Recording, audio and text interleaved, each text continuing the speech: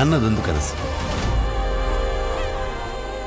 ನಮ್ಮ ಮಣ್ಣಿನ ಕಥೆನ ಇಡೀ ಪ್ರಪಂಚಕ್ಕೆ ಹೇಳಬೇಕು ಅಂತ. ನಮ್ಮ ಊರು, ನಮ್ಮ ಜನ, ನಮ್ಮ ನಂಬಿಕೆಗಳು. ಸ್ನೇಹಿತರೆ, ನಮ್ಮ ಪೂರ್ವಜರು ನಿರ್ಮಿಸಿರುವ ಅದೆಷ್ಟೋ ಕೆರೆ ಕಟ್ಟೆಗಳು, ಜಲಾಶಯಗಳು ಇಂದಿಗೂ ನಮ್ಮನ್ನ ನೀರಿನ ಬರದಿಂದ ಕಾಪಾಡ್ತಾ ಇವೆ ಅಂದ್ರೆ ಅದರಲ್ಲಿ ಅತಿಶಯೋಕ್ತಿ ಇಲ್ಲ. ಒಂದು ಹೆಣ್ಣು ಮಗಳು ಕೂಡ ಬೃಹತ್ ಕೆರೆಯನ್ನ ಕಟ್ಟುವುದು ಅನ್ನೋದಕ್ಕೆ ನಮ್ಮ ಕರ್ನಾಟಕದಲ್ಲಿರುವ ಈ ಕೆರೆ ಜೀವಂತ ಸಾಕ್ಷಿಯಾಗಿದೆ. ಈ ಕೆರೆಯ ಹೆಸರೇ ಸೂಳೆಕೆರೆ. ಈ ಕೆರೆಯು ಕರ್ನಾಟಕ ರಾಜ್ಯದ ದಾವಣಗೆರೆ ಜಿಲ್ಲೆಯ ಚನ್ನಗಿರಿ ತಾಲೂಕಿನಲ್ಲಿದೆ. ಈ ಕೆರೆಯು ಏಷ್ಯಾ ಖಂಡದ 2ನೇ ಮತ್ತು ಕರ್ನಾಟಕ ರಾಜ್ಯದ 1ನೇ ಅತಿ ದೊಡ್ಡ ಕೆರೆಯಾಗಿದೆ. 11ನೇ ಶತಮಾನದಲ್ಲಿ ಶಾಂತವ್ವ ಎಂಬ ಹೆಣ್ಣು ಮಗಳು ಕಟ್ಟಿಸಿರುವ ಈ ಕೆರೆಯು ಸುಮಾರು 6,550 ಎಕರೆ ವಿಸ್ತೀರ್ಣ ಹೊಂದಿದ್ದು 27 ಅಡಿಗಳಷ್ಟು ನೀರನ್ನ ಹೊಂದಿರುವ ಸಾಮರ್ಥ್ಯವನ್ನ ಹೊಂದಿದೆ. ಕೆರೆಯ ಉತ್ತರದಲ್ಲಿ ಸಿದ್ಧನಾಲೆ, ದಕ್ಷಿಣದಲ್ಲಿ ಬಸವನಾಲೆ ಎಂಬ 2 ನಾಲೆಗಳಿವೆ. ಹರಿದ್ರಾವತಿ ನದಿಗೆ ಅಡ್ಡಲಾಗಿ ಕಟ್ಟಿರುವ ಈ ಕೆರೆಯು ಸುಮಾರು 23ಕ್ಕೂ ಹೆಚ್ಚು ಹಳ್ಳಿಗಳ 2,878 ಎಕರೆ ಪ್ರದೇಶಗಳಿಗೆ ನೀರನ್ನ ಒದಗಿಸುವ ಮತ್ತು ಚಿತ್ರದುರ್ಗ, ದಾವಣಗೆರೆ ಸೇರಿದಂತೆ ಅನೇಕ ನಗರಗಳಿಗೆ ಕುಡಿಯುವ ನೀರನ್ನು ಒದಗಿಸುತ್ತಿದ್ದು ತನ್ನದೇ ಆದ ವಿಹಂಗಮ ನೋಟವನ್ನ ಹೊಂದಿದ್ದು ಎಂದಿಗೂ ಪ್ರವಾಸಿಗರನ್ನ ಕೈಬೀಸಿ ಕರೆಯುತ್ತಿದೆ. ಇಷ್ಟೆಲ್ಲ ವಿಶೇಷತೆಗಳನ್ನ ಹೊಂದಿರುವ ಈ ಕೆರೆಯನ್ನ ಶಾಂತವ್ವ ನಿರ್ಮಿಸಿರುವುದರ ಹಿಂದೆ ಒಂದು ರೋಚಕ ಘಟನೆ ಇದೆ. 11ನೇ ಶತಮಾನದಲ್ಲಿ ಈ ಪ್ರದೇಶದಲ್ಲಿ ಸ್ವರ್ಗಾವತಿ ಎಂಬ ಪಟ್ಟಣವಿತ್ತು. ಈ ಪಟ್ಟಣವನ್ನ ವಿಕ್ರಮರಾಯ ಎಂಬ ರಾಜ ಆಳ್ವಿಕೆ ಮಾಡ್ತಾ ಇದ್ದನು. ಸಂತಾನವಿಲ್ಲದೆ ಕೊರಗ್ತಾ ಇದ್ದ ವಿಕ್ರಮರಾಯನಿಗೆ ಸಾಕಷ್ಟು ವರ್ಷಗಳಾದ ಮೇಲೆ ಒಂದು ಹೆಣ್ಣು ಮಗು ಜನಿಸಿತು. ಈ ಮಗುವಿಗೆ ಶಾಂತಲಾದೇವಿ ಎಂದು ಹೆಸರಿಡಲಾಯಿತು.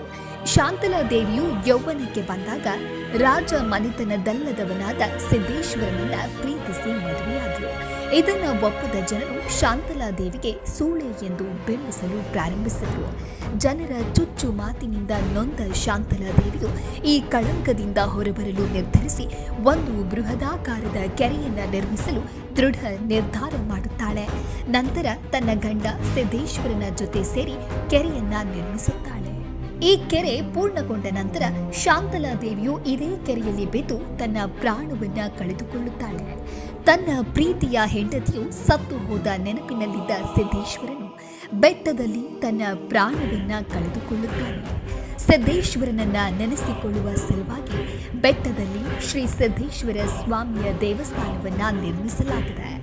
ನಂತರದ ದಿನಗಳಲ್ಲಿ ಸರ್ಕಾರ ಶಾಂತಲಾದೇವಿಯ ನೆನಪಿಗಾಗಿ ಈ ಕೆರೆಗೆ ಸೂಳೆಕೆರೆ ಎಂಬ ಹೆಸರಿನ ಬದಲಾಗಿ ಶಾಂತಿ ಸಾಗರ ಎಂದು ನಾಮಕರಣ ಮಾಡಲಾಗಿದೆ.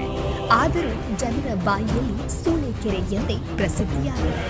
ಈ ರೀತಿಯ ಐತಿಹಾಸಿಕ ಹಿನ್ನೆಲೆಯನ್ನ ಹೊಂದಿರುವ ಸೂಳೆಕೆರೆಯ ಶ್ರೀ ಸಿದ್ದೇಶ್ವರ ಸ್ವಾಮಿಯ ದೇವಾಲಯಕ್ಕೂ ಮತ್ತು ದೇವರಹಳ್ಳಿಯ ಉಡುಗಿರಿ ಶ್ರೀ ಲಕ್ಷ್ಮೀ ರಂಗನಾಥ ಸ್ವಾಮಿ ದೇವಾಲಯಕ್ಕೂ ಅವಿನಾಭಾವ ಸಂಬಂಧವಿದೆ. ಸುಮಾರು ವರ್ಷಗಳ ಹಿಂದೆ ದೇವರಹಳ್ಳಿ ಮತ್ತು ಸುತ್ತಮುತ್ತಲಿನ ಗ್ರಾಮಗಳಲ್ಲಿ ಮಳೆ ಇಲ್ಲದೆ ಬೆಳೆಗಳೆಲ್ಲವೂ ಒಣಗಿ ಕ್ಷಾಮದ ಭೀತಿ ಎದುರಾಗಿತ್ತು. ಮಳೆ ಇಲ್ಲದೆ ಕೆರೆ ಕಟ್ಟೆ ಬಾವಿಗಳೆಲ್ಲವೂ ಬತ್ತಿ ನಿರ್ಜಲವಾಗಿದ್ವು. ಸಕಲ ಜೀವ ಜಂತುಗಳು ತೃಷೆಯಿಂದ ಬಳಲಿ ಬೆಂಡಾಗಿದ್ವು. ಇಂತಹ ಪರಿಸ್ಥಿತಿಗಳನ್ನು ನಿವಾರಿಸಿಕೊಳ್ಳಲು ದೇವರಹಳ್ಳಿ ಮತ್ತು ಸುತ್ತಮುತ್ತಲಿನ ಗ್ರಾಮಸ್ಥರು ಶ್ರೀ ಉಡುಗಿರಿ ಲಕ್ಷ್ಮೀ ರಂಗನಾಥ ಸ್ವಾಮಿಯ ಮೊರೆ ಹೋದ್ರು. ಶ್ರೀ ಲಕ್ಷ್ಮೀ ರಂಗನಾಥನು ಸೂಳೆಕೆರೆಯ ಶ್ರೀ ಸಿದ್ದೇಶ್ವರ ಸ್ವಾಮಿ ದೇವಾಲಯಕ್ಕೆ ಇಡೀ ಭಕ್ತ ಸಮೂಹದೊಂದಿಗೆ ಭೇಟಿ ನೀಡುವ ಆಜ್ಞೆ ನೀಡಿತ್ತು. ದೇವರ ಆಜ್ಞೆಯಂತೆ ಇಡೀ ಭಕ್ತ ಸಮೂಹ ಶ್ರೀ ಸ್ವಾಮಿಯ ಜೊತೆಗೆ ಪಾದಯಾತ್ರೆಯ ಮೂಲಕ ಸೂಳೆಕೆರೆಯ ಶ್ರೀ ಸಿದ್ದೇಶ್ವರ ಸ್ವಾಮಿ ದೇವಾಲಯಕ್ಕೆ ಹೋಗಿ ಪುನಃ ಹಿಂದಿರುಗಿ ಬರುವಷ್ಟರಲ್ಲಿ ಸಮೃದ್ಧಿಯಾದ ಮಳೆಯಾಯಿತು ಅನ್ನೋದು ಹಿರಿಯರ ಅಭಿಪ್ರಾಯವಾಗಿದೆ. ಅಂದಿನಿಂದ ಎಂದಿನವರೆಗೂ ಈ ಕಾರ್ಯಕ್ರಮವು ನಡೆಯುತ್ತಲೇ ಬಂದಿದೆ. ಶ್ರೀ ಲಕ್ಷ್ಮೀ ರಂಗನಾಥ ಸ್ವಾಮಿಯನ್ನ ಭವ್ಯ ಅಲಂಕಾರಗಳಿಂದ ಸಿಂಗರಿಸಿಕೊಂಡು ದೇವಾಲಯದಿಂದ ಹೊರಟು ಮಹಾನವಮಿ ಕಟ್ಟೆಯನ್ನ ಸುತ್ತುವರೆದು ದೇವನಹಳ್ಳಿಯ ರಾಜಬೀದಿಗಳಲ್ಲಿ ಸಂಚರಿಸಿ ಸಹಸ್ರಾರು ಭಕ್ತರ ಸಮ್ಮುಖದಲ್ಲಿ ಜಗತ್ ಕಲ್ಯಾಣಾರ್ಥಕವಾಗಿ ಸೂಳೆಕೆರೆಗೆ ಪಾದಯಾತ್ರೆ ಹೊರಡುತ್ತದೆ.